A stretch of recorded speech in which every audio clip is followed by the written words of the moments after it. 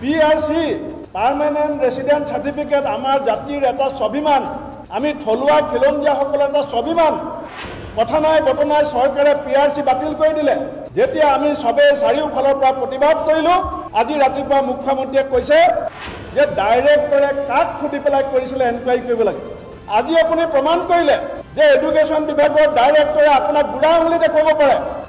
আপুনি প্ৰমাণ কৰিলে যে আপুনি এজন অকৰ্মণ্য, অদক্ষ, অদূৰদৰ্শী এজন ব্যক্তিৰ হাতত অসমৰ শিক্ষা বিভাগটো চমজাই থৈছে। লাজ পাব লাগে চৰকাৰে। শিক্ষামন্ত্ৰীয়ে টুইটাৰত লিখিছে যে PRC কেঞ্চেল কৰিবৰ কাৰণে ডাইৰেক্টৰক অধিকাৰ কোনে দিলে।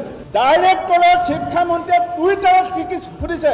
মই ৰণোজ পেগু ডাঙৰীয়াক চেলেঞ্জ কৰিছোঁ, যদি হিমন্ত বিশ্ব শৰ্মাৰ নিৰ্দেশত যদি ডাইৰেক্টৰে এই কাম নাই কৰা, শিক্ষামন্ত্ৰীৰ নিৰ্দেশত যদি ডাইৰেক্টৰে এই কাম নাই কৰা, আপুনি ডাইৰেক্টৰক তৎকালে চাকৰিৰ পৰা নিলম্বন কৰি পেলাই অসমৰ ৰাজ্যক এটা বাৰ্তা দিবলৈ চেষ্টা কৰক। আপোনালোকে ডাইৰেক্টৰক ছাছপেণ্ড কৰিব নোৱাৰে।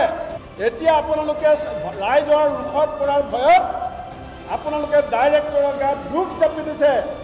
আচলতে নেপথ্যত থাকি অসমৰ মুখ্যমন্ত্ৰী RSSৰ কথামতে চাকৰিৰ বজাৰখন গোটেই দেশত নিলাম কৰিবৰ কাৰণে এই PSC বাতিলৰ ষড়যন্ত্ৰত স্বয়ং মুখ্যমন্ত্ৰী নিজেই জড়িত আছিল।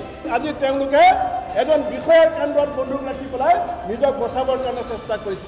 ৰাইজসকল, আমাৰ ৰাজ্যখনৰ ভৱিষ্যতৰ স্বাৰ্থত, আমাৰ অসমৰ স্বাৰ্থত, আমাৰ ভৱিষ্যত প্ৰজন্মৰ সুৰক্ষাৰ স্বাৰ্থত আমি সকলো একেলগ হোৱাৰ সময় আহিছে।